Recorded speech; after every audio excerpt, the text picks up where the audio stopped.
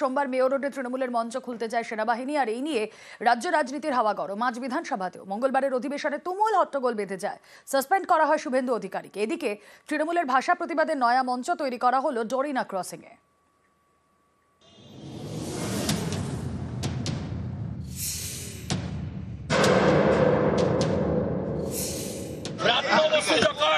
সামরিক বাহিনীকে ইন্ডিয়ান আর্মিকে অপমান করেন, তাদের গায়ে রাজনীতি ছোঁয়া লাগান, ভারতীয় সেনার অপমান মানছি না, মানব না। পাকিস্তান সেনাবাহিনীর সঙ্গে উনি ভারতীয় সেনাবাহিনীকে একাকার করে দিতে চান, তাহলে উনি হয়তো ডোনাল্ড ট্রাম্প। সোমবার মেয়র রোডে তৃণমূলের ভাষা প্রতিবাদের মঞ্চ খুলতে যায় সেনাবাহিনী। খবর পেয়ে পৌঁছে যান মমতা বন্দ্যোপাধ্যায়।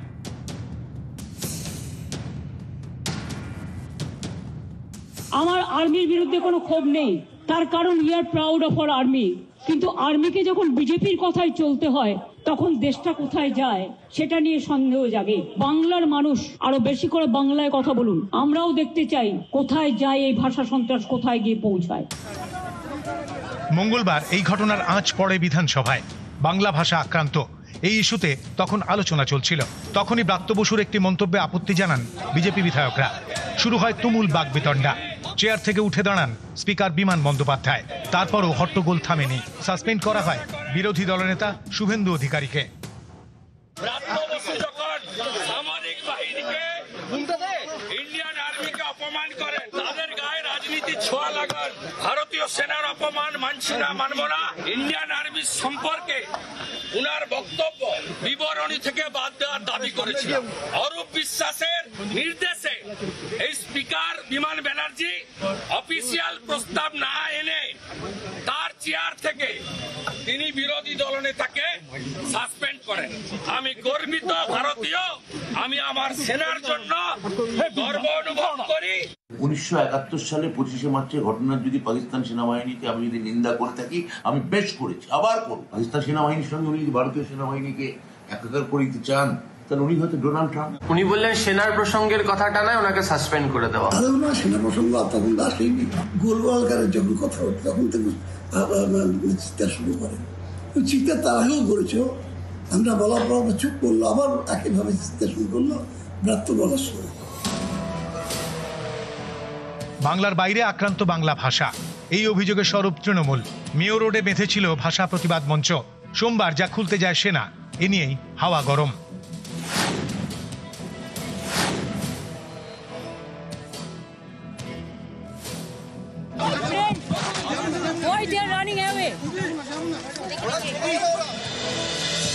তৃণমূলের ভাষা প্রতিবাদের নয়া মঞ্চ তৈরি করা হয়েছে ডোরিনা ক্রসিংয়ে। নিউজ 18 বাংলা। যে ঘটনায় আজ অল্পের জন্য রক্ষা পেলেন সিপি মনোজ বর্মা, আসুন সেই ছবি আরো একবার আপনাদেরকে দেখাই। কলকাতা পুলিশ কমিশনারের গাড়ি যে লেন দিয়ে আসছে, সেই লেনেই সেনার গাড়ি আসছে, কিন্তু সেখান থেকে তারা নেয় রাইট টার্ন, যেখানে রাইট টার্ন নেই।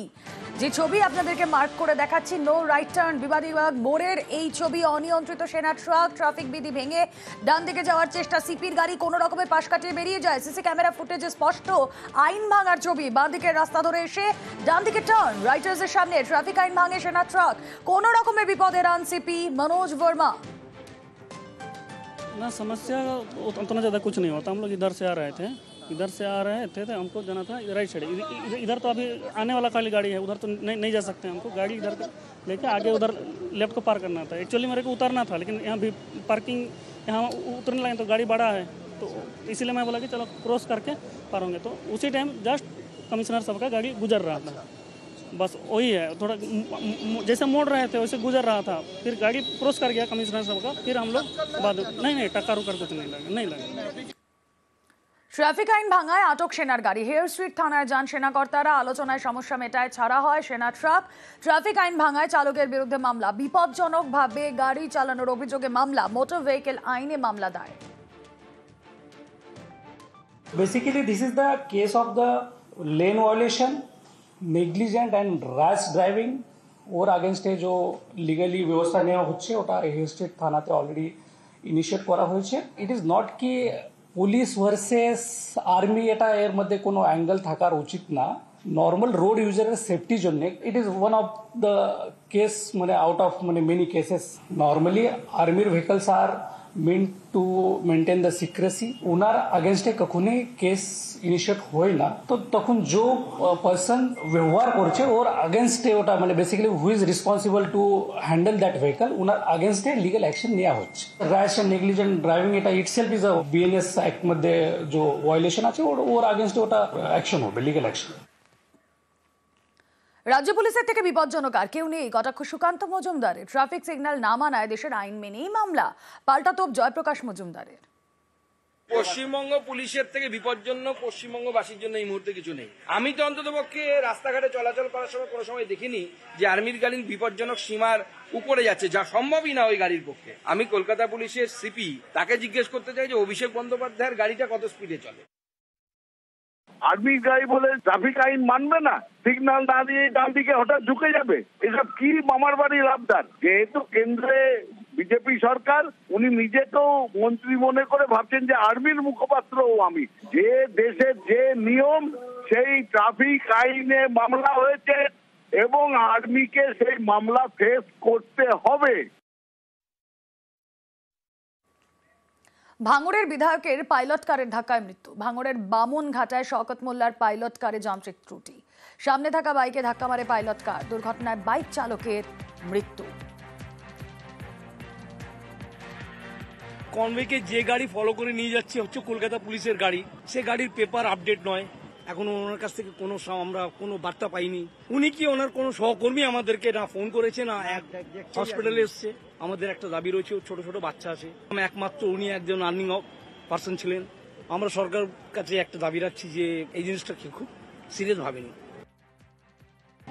আমি যখন বিধানসভা আসছিলাম আমার সামনে পাইলট কার ছিল এবং বামনঘাটা বাজার পার হয়ে এসে বাসন্তী হাইওয়ের উপরে হঠাৎ করে পাইলট কারের অ্যাক্সিলেটারটা ভেঙে যায় ডান দিকে গিয়ে বাইক আরোহী ধাক্কা মারে এবং ওখানে যে লাইট পোস্ট আছে লাইট পোস্টে ধাক্কা মারে আমরা সঙ্গে সঙ্গে গাড়িতে অল্পের জন্য আমি বেঁচে যাই কারণ গাড়ির গতিটা স্লো ছিল বলে আমরা অনেকটা বিপদের হাত থেকে রক্ষা পেয়েছি ওখানকার সিসিটিভি ফুটেজ আমি খতিয়ে দেখছি যখন অ্যাভেলেবল হবে আমি ওটা প্রকাশ করব এটা ফেটাল অ্যাক্সিডেন্ট আছে এটা ফেটাল অ্যাক্সিডেন্টের ইনভেস্টিগেশন চলছে এর যে তথ্য আছে ওটা আমি এখন দিচ্ছি না বাট এটা লোকাল থানা যখন এটা ইনভেস্টিগেশন করছে তো তারপরে এটা তথ্য বেরিয়ে যাবে এর নিয়ে আপনি চিন্তা করার কোনো বিষয় নেই এসএসসির পরীক্ষা বাধাহীন এসএসসির প্রকাশ করা অযোগ্য তালিকায় বহাল রইল কলকাতা হাইকোর্টে অযোগ্যদের পরীক্ষায় বসার অনুমতি দিল না আদালত ক্ষুব্ধ বিচারপতির মন্তব্য সহ্যের একটা সীমা আছে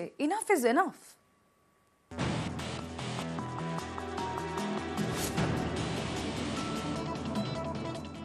বাধাহীন স্কুল সার্ভিস কমিশনের 7 এবং 14 সেপ্টেম্বরের পরীক্ষা সুপ্রিম কোর্টের নির্দেশে 1806 জনের অযোগ্য তালিকা প্রকাশ করেছে এসএসসি এই তালিকাকে চ্যালেঞ্জ করা হয় জল গড়ায় কলকাতা হাইকোর্টে আদালত সে আবেদন খারিজ তো করেইছে একই সঙ্গে এই মামলা নিয়ে ক্ষোভ প্রকাশও করেছে মঙ্গলবার অযোগ্য চাকরিহারারা সওয়াল করেন তাদের পরীক্ষায় বসতে দিতে হবে বিচারপতি সৌগত ভট্টাচার্য প্রশ্ন করেন সুপ্রিম কোর্টের নির্দেশ মতো মামলাকারীরা কি 31 ডিসেম্বর পর্যন্ত স্কুলে যাচ্ছেন জবাবে মামলাকারীদের আইনজীবী অনিন্দ লাহিড়ী বলেন তারা স্কুলে যাচ্ছেন না এরপরে বিচারপতি প্রশ্ন করেন তাহলে কিসের ভিত্তিতে মামলাকারীরা পরীক্ষায় বসবেন ক্ষুব্ধ বিচারপতি বলেন সহ্যের একটা সীমা আছে এনাফ ইজ এনাফ পরীক্ষা শুরুর আগে এখন বলছেন আমি দাগী নই সুপ্রিম কোর্ট যখন অযোগ্যদের চাকরির মেয়াদ বাড়ায়নি তখন আদালতে আসেননি কেন মামলাকারীদের আরেক আইনজীবী সাক্ষ্য সেন বলেন এসএসসি পরীক্ষায় বসার অ্যাডমিট কার্ড দিয়েছে এখন হঠাৎ করে বলছে অযোগ্য অ্যাডমিট কার্ড বাতিল করেছে সবাইকে পরীক্ষায় বসতে দেওয়া হোক পরে যোগ্য অযোগ্য ঠিক করা হোক সব শোনার পর বিচারপতি বলেন মামলাকারীদের কাউকেই 31 ডিসেম্বর পর্যন্ত চাকরি করে যেতে নির্দেশ দেয়নি সুপ্রিম কোর্ট তাদের কেউই সম্ভাব্য যোগ্য বলে বিবেচিত হননি এসএসসির তালিকার নেপথ্যে যুক্তিযুক্ত কারণ আছে সুপ্রিম কোর্টের বেঁধে দেওয়া সময়সীমার মধ্যেই এসএসসি অযোগ্যদের তালিকা প্রকাশ করেছে গোটা প্রক্রিয়া সুপ্রিম কোর্টের নজরে রয়েছে এই অবস্থায় হাইকোর্টের সিঙ্গল বেঞ্চের হস্তক্ষেপ ঠিক হবে না নিউজ 18 বাংলা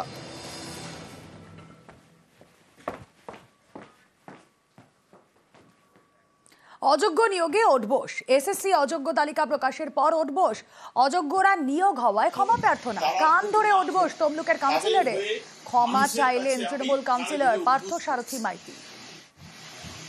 আমরা যেই কানে ধরে উদ্বোস করলাম, আমাদের পূর্ব মেদিনীপুর জেলা যে সকল নেতৃত্ব টাকা নেওয়ার পরও মুখ খুলছে না এবং শুভেন্দুবাবু যে বড় বড় ভাষণ দিচ্ছে, তার একমাত্র কারণ আমাদের কিছু নেতৃত্ব তারা মুখ না খোলা। তাদের হয়ে মানুষের কাছে আমি কানে ধরে উদ্বোস করছি। আমরা পূর্ব মেদিনীপুরে যা দুর্নীতি হয়েছে সেটা হচ্ছে শুভেন্দু অধিকারী করেছে। আমরা দেখতে পেয়েছি যে লিস্ট বেরিয়েছে, সেখানে দেখা যাবে পূর্ব মেদিনীপুরের মানুষজন আছে। আমাদের অনেক নেতৃত্ব সেই সময় শুভেন্দুবাবুর সাথে যোগাযোগ ছিল এবং প্রত্যক্ষ যোগাযোগ ছিল এবং তারা অনেকেই দুর্নীতিতে লিপ্ত। একবারে সবাই চুপচাপ। যেখানে বিজেপির লোকরা ধরা পড়ছে দেখা যাচ্ছে তারাও যেমন চুপচাপ। আমাদের তৃণমূল কংগ্রেসের যখন শুভেন্দু অধিকারী সে জোর গলায় ভাষণ দিচ্ছেন যে একজনের আমার নাম পাওয়া যাবে না, সেখানে কেন আমাদের তৃণমূল কংগ্রেসের নেতৃত্বরা মুখ খুলছেন না? যদি আমার পথ যায় যাক, কিন্তু মুখটা খুলুক তারা, তাই আমার প্রতিবাদ। কাউন্সিলরের আচরণে বিরক্ত তৃণমূল নেতৃত্ব। দল বিষয়টির উপর নজর রাখছে জানান জেলা সভাপতি। শৃঙ্খলা মেনে চলা উচিত মন্তব্য তৃণমূল জেলা সভাপতি সুজিত রায়। শুভেন্দু অধিকারী দুর্নীতির সঙ্গে যুক্ত তৃণমূল কংগ্রেসের নেতৃত্বরা যেখানে যারা বলার সুযোগ পাচ্ছেন বলছেন। আমি পার্থবাবুকে আগেও বলেছি, আবার পার্থবাবুকে যে ঘটনা ঘটাচ্ছেন সেই ঘটনার দলের সুনাম হচ্ছেন না। একটি সুশৃঙ্খল দলের দায়িত্ব জায়গায় আছেন, তিনি এমন কিছু করবেন না যাতে দলের ভাবমূর্তি নষ্ট হবে, দলকে প্রশ্নের মুখে ফেলে দিচ্ছেন। তাই আমরা ওনাকে এর আগেও অনুরোধ করেছি, সমস্ত ব্যাপারটাই জেলা নেতৃত্ব রাজ্য নেতৃত্ব লক্ষ্য রেখেছেন। সঠিক সময়ে যা দল যা সিদ্ধান্ত জানাবেন সেই সিদ্ধান্ত আপনারাও জানতে পারবেন। যেখানে ওনার দলের নেতৃত্বটাই ওনার কথাকে গুরুত্ব দেয় না, প্রায়োরিটি দেয় না, তো সেখানে সেই পাগলে কি না বলে ছাগলে কি না খায়ের মতন উনি সোশ্যাল মিডিয়া এখন হয়েছে, উনি বসতেই পারেন, যা পারে বলতেই পারেন। বাট ওনাকে আগে বুঝতে হবে ওনার যদি কথার মধ্যে কোনো সত্যতা থাকতো সেটা আগে নিজের দলের লোককেই কনভিন্স করান, তারপরে উনি আসবেন বিরোধীদের সঙ্গে লড়তে, তারপরে উনি আসবেন শুভেন্দু অধিকারীর এগেনস্টে বলতে।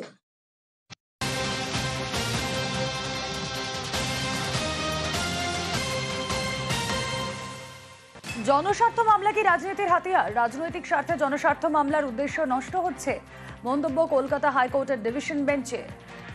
আরও একবার জানিয়ে রাখি, জনস্বার্থ মামলা কি রাজনীতির হাতিয়ার? রাজনৈতিক স্বার্থে জনস্বার্থ মামলার উদ্দেশ্য নষ্ট হচ্ছে, মন্তব্য কলকাতা হাইকোর্টের ডিভিশন বেঞ্চের। বিভিন্ন ধরনের ঘটনায় আমরা দেখেছি সাম্প্রতিক অতীতে জনস্বার্থ মামলার ফাঁসে বিভিন্ন সময় বিভিন্ন কেস ডিলেড হয়েছে। গরিব এবং বঞ্চিতদের সাহায্যে জনস্বার্থ মামলা, এই জনস্বার্থ মামলা যদি রাজনৈতিক স্বার্থে ব্যবহার হয় তাহলে জনস্বার্থ মামলার আসল যে উদ্দেশ্য তা নষ্ট হবে, এমনটাই মন্তব্য কলকাতা হাইকোর্টের।